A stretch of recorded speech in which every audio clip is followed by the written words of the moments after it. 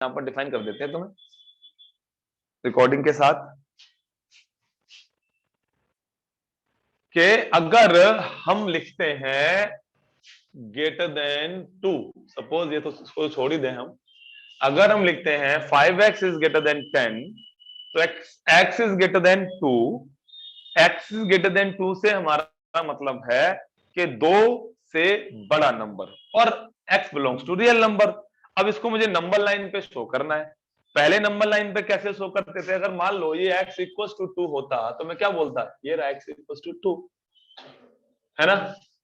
लेकिन क्या ये इक्वल टू का साइन के साथ है? नहीं, ये तो लेस देन मोर देन के साथ है। तो यहां पर दिया x इज ग्रेटर देन 2, तो ग्रेटर देन 2 में 2 से स्टार्ट करते हुए लेकिन इसके ऊपर एक सर्कल डालेंगे जो ब्लैंक होगा और ये लाइन को थोड़ा डार्क कर देंगे जिससे ये पता लगे कि ये इस तरफ को जा रही है और इस तरीके का एरो बना देंगे। तो इसका मतलब होता है x इज ग्रेटर देन 2। लेकिन अगर मैं यहां इक्वल देन भी ले आता, अगर मैं यहां इक्वल देन भी ले आता, जस्ट अ मिनट,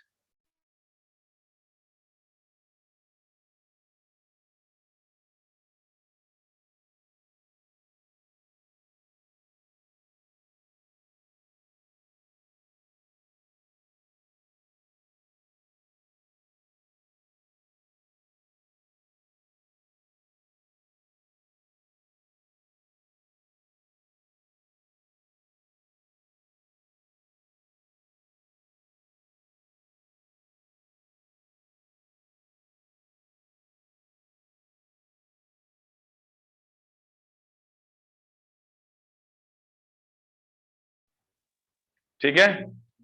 तो अब ऐसे ही अगर ये इस साइन को अगर हम यूं ले लेते हैं इक्वल देन के साथ, तो इस गोले को हम डार्क कर देंगे, मींस ये 2 से स्टार्ट हो रहा है तो इसके अंदर 2 भी काउंटेबल है। ठीक है, तो ये आपका साइन है बस, और इसमें कोई फर्क नहीं है। हाँ, तो अब ऐसे ही हम अगला क्वेश्चन करते हैं। जैसे आपने इसमें सॉल्व जो किया उसको मैं आपको यहाँ लिख के दे देता हूँ। जो आपने इसमें सॉल्व किया क्या था वो जरा मुझे बताओगे एक बार? 3x minus 2 2x plus 1। देखो हमने क्या किया, x वालों को एक तरफ कर लिया और बिना x वालों को एक तरफ किया, तो x इज लेस देन 3। अब इस नंबर लाइन पे मेरे को अगर शो करना है तो ये माइनस इन्फिनिटी तक है, ये 0 है, -1 है, -2 है, -3 है, -4 है, 1 है, 2 है, 3 है, 4 है, इस तरीके से इन्फिनिटी तक।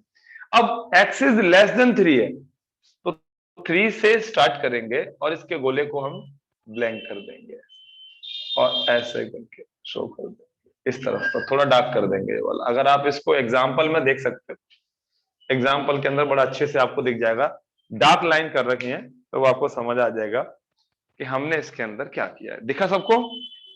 बस इसमें एक ही फर्क है जो मैंने अभी आपको बता दिया कि डार्क हमने जो कप करना है सर्कल को,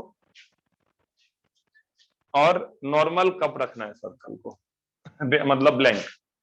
दोनों में बस यही फर्क है, लेस देन और इक्वल देन का। अगर यही साइन दोबारा से बता देते हैं कि अगर यही साइन ऐसे होता है, इसमें एक लाइन एक्स्ट्रा ऐड कर देते, सपोज अगर ये क्वेश्चन ऐसे होता, ये ऐसे होता, ये ऐसे होता, तो इसमें हम इसको डार्क कर देते। इतना फर्क है, लेस देन में इधर, मोर देन इधर आ जाएगा।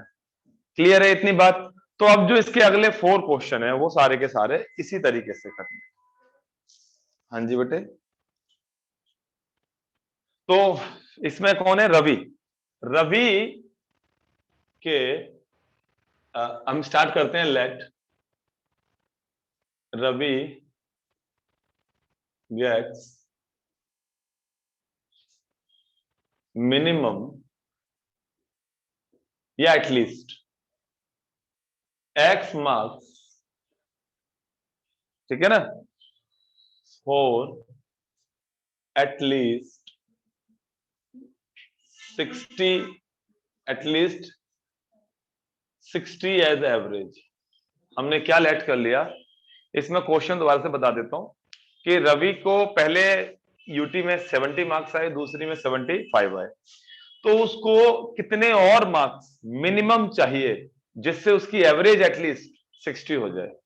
ठीक है, तो यहां मिनिमम मार्क्स का मतलब और एटलीस्ट का मतलब होता है, देखो मिनिमम मार्क्स मतलब कम से कम कितने और नंबर चाहिए कि उसकी एवरेज मिनिमम 60 हो जाए, उससे ऊपर चाहिए जितनी मर्जी हो, कोई फर्क नहीं पड़ता।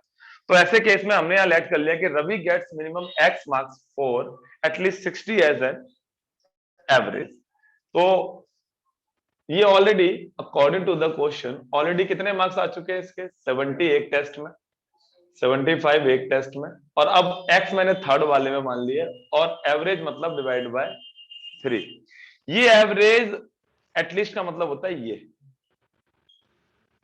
Greater and equal than 60। At least मतलब होता है कम से कम, हिंदी में बोलते हैं इसको कम से कम यानी मिनिमम। तो इसका मतलब होता है कि 60 या उससे ज्यादा मार्क्स आने चाहिए। मिनिमम 60 का मतलब क्या होता है, 60 या उससे ज्यादा। तो ये वाला साइन आएगा। अब ये साइन यहां करके इसको मल्टीप्लाई कर देगा तो ये 180 हो जाएगा, और इन दोनों को ऐड कर देंगे 145 प्लस एक्स, तो एक्स की वैल्यू आ गई 180 minus 145, X is greater and equal than 35।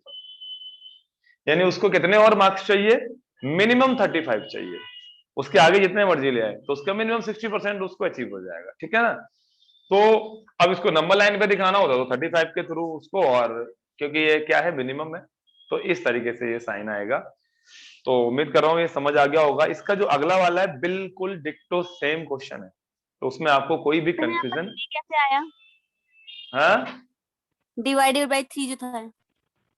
Average, average जब हम निकालते हैं 3 मार्क्स की एवरेज है, पहले यूटी में 70, दूसरे यूटी में 75 और तीसरे यूटी में एक्स। अब मुझे इन तीनों की एवरेज निकालनी है, तो क्या करेंगे, तीनों को जोड़ के 3 से डिवाइड कर देंगे, तो एवरेज 60 कह रहा है ना वो, टोटल मार्क्स 60 नहीं कह रहा, एवरेज 60 कह रहा है। तो एवरेज मतलब 2 की एवरेज दोनों को जोड़ के हाफ कर दो, 3 की एवरेज तीनों को जोड़ के 3 से डिवाइड कर दो, 4 की एवरेज होती तो 4 से डिवाइड करते, तो एवरेज तो ऐसे ही आती है। आया समझ। ओके जी सर। ठीक है, अब इसका जो अगले वाला क्वेश्चन है मेरे ख्याल से उसमें 4 या 5 यूटी है। अब अगले में चलते हैं, उसका नेक्स्ट वाला यानी कि 23 क्वेश्चन नंबर है हमारे पास। 23 क्वेश्चन के अंदर find all pairs of consecutive odd positive integer both of which are smaller than 10 such that their sum is more than 11। ये कह रहा है हमें वो सभी ऑड नंबर्स के पेयर फाइंड करने हैं जो एक तो मतलब ऑड नंबर से ऊपर से कंसेक्यूटिव है। कंसेक्यूटिव मीन जैसे अगर एक 3 लिया तो दूसरा 5, एक 1 लिया तो दूसरा 3, है ना। तो उसमें कह रहा है कि वो दोनों 10 से क्या होने चाहिए, जो है छोटे। ठीक है, तो मेरी समझ में आते हैं, या तो 1 3 ये तो एक पेयर हो गया, 3 5 दूसरा पेयर हो गया, 5 7 तीसरा पेयर हो गया, 7 9 चौथा पेयर हो गया। अब अगर मैं 9 11 लूंगा तो वो 11 क्या हो गया, 10 से ज्यादा। तो हाँ मेरे पास 4 ऑप्शन थे, लेकिन उसने एक कंडीशन और दे दी कि उनका सम मोर देन 11 होना चाहिए। तो क्या 1 3 ले सकते हैं हम, 1 3 है तो लेस देन 10, ऑड नंबर्स भी हैं और कंसेक्यूटिव भी हैं, लेकिन उनका सम तो आपका मोर देन 11 नहीं आ रहा। क्या 3 5 ले सकते हो, नहीं। क्या 5 7 ले सकते हो, यस। क्या 7 9 जो है ले सकते हो, यस। तो आपके यहां पर 2 पेयर आ रहे हैं, पॉसिबल पेयर, 5 7 या फिर 7 9। तो ये तो आपका आंसर बिना सॉल्व करे हो गया, लेकिन इसको सॉल्व करके कैसे दिखाएंगे, ये यहां पर अब हमने आगे देखना है कि इसको सॉल्व करके कैसे दिखाया जाएगा। तो आप लोग देखना, सॉल्व करने के लिए सपोज या let first consecutive odd number, क्या लेट किया हमने, x. So next x plus 2, तो ये तो आपको मालूम ही है ऑड नंबर्स में 2 2 का फर्क होता है। अब ये कह रहे हैं, अब हमने तो यही मान लिया ना, एक एक्स और एक एक्स प्लस 2 है, दोनों ऑड नंबर है और क्या है, कंसेक्यूटिव है। अब केस, इसमें 2 केस बन रहे हैं। केस 1 में इसने कहा कि both must be less than 10। यानी जो दोनों नंबर हैं, जो भी हम पेयर ले रहे हैं कंसेक्यूटिव ऑड नंबर्स का, वो क्या होने चाहिए, 10 से कम होने चाहिए। तो मुझे x प्लस 2 लेस देन 10 दिखाना है या x लेस देन 10 दिखाना है? बताओ दोनों में से कौन सा लेस देन 10 शो करूं? x प्लस 2 लेस देन 10 कोई कैसे कर दूंगा? अगर x लेस देन 10 है तो अगला तो 11 भी हो सकता है ना, दो ऐड कर दूंगा, मान लो x लेस देन 10 में तो 9 भी आ गया, अब 9 में एक और ऐड कर दूंगा वो तो 11 हो जाएगा। तो इसलिए भाई मुझे एक चीज बताओ, हमने कहा कि हमारे पास जो दो पेयर ले रहे हैं वो 10 से छोटे होने चाहिए, तो मैंने क्या करा, बड़े वाले नंबर को बोल दिया कि वो 10 से छोटा है, तो छोटा तो अपने आप ही छोटा होगा। तो जब लेस देन की बात आए तो जो बड़ा नंबर है, जो नियरेस्ट है उसके, जिससे लेस देन मांग रहे हैं, उसको लेस देन वो कर दो शो, कि देखो जब x प्लस 2 लेस देन 10 है तो x तो अपने आप ही हो जाएगा, तो मैं x नहीं शो करूंगा लेस देन 10, फिर मैं क्या शो करूंगा, x प्लस 2, x तो अपने आप हो जाएगा। तो एक तो मेरी इनइक्वालिटी ये हो गई। जब एक इनइक्वालिटी ये हो गई तो यहां से मैं x की वैल्यू फाइंड करूंगा, x इज लेस देन 8। इसका मतलब जो एक्चुअली x है जो मैंने लेट किया है ये 8 से छोटा होना चाहिए, तभी तो जो उसका नेक्स्ट वाला कंसेक्यूटिव है वो 10 से छोटा होगा। ये तो मेरी पहली इनइक्वालिटी हो गई, ठीक है। अब आ जाते हैं दूसरे केस में, के सम ऑफ नंबर्स जो भी हमने यहां पर लेट करे हैं is 11, more than 11, more than 11। तो हम क्या करेंगे कि x में x प्लस 2 को प्लस करेंगे। अब तो सम का है तो दोनों लेने पड़ेंगे। It is more than 11, not equal than. क्या क्या बोला सीधा मोर देन 11। तो 2x यहां के माइनस 9, x इज 9/2, यानी x इज ग्रेटर देन 4.5। मतलब मेरे पास अब दो इनइक्वालिटी आई है, पहली में तो कह रहा है x 8 से छोटा है और दूसरी में कह रहा है x 4.5 से बड़ा है। तो 4.5 से बड़ा, और x वैसे क्या है, एक ऑड नंबर है, तो ऑड नंबर मतलब नेचुरल नंबर है, इंटीजर है, तो 4.5 से बड़ा। अब इसको मैं एक साथ मिला जुला के लिख दो, फ्रॉम इक्वेशन 1 एंड इक्वेशन 2। अब इसको मैं मिक्स करके लिख दूं तो मुझे क्या पता चलेगा कि जो x है वो 4.5 से तो बड़ा है, यानी कि 4.5 से, लेकिन 8 से छोटा है। तो यहां पर x की दो वैल्यू आ गई। सो x की दो वैल्यू आ गई, 5, 7, ये दो वैल्यू है। ये वाला ब्रैकेट लगाने का मतलब होता है कि x के दो वैल्यू लिए हमने, और ये लगाने का मतलब होता है यहां से यहां तक या इनके बिटवीन। तो ये नहीं लगाया मैंने, बताया x की दो वैल्यू है। सो इफ मैंने x कितना लिया 5, तो x प्लस 2 कितना हो गया 7, तो एक तो ये हो गया वन पेयर।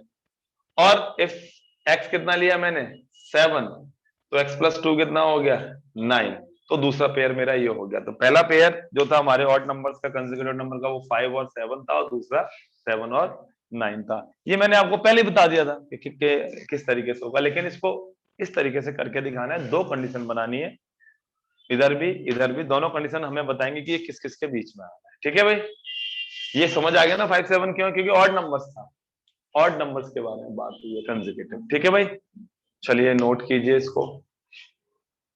बिल्कुल इसी के जैसा अगला क्वेश्चन है।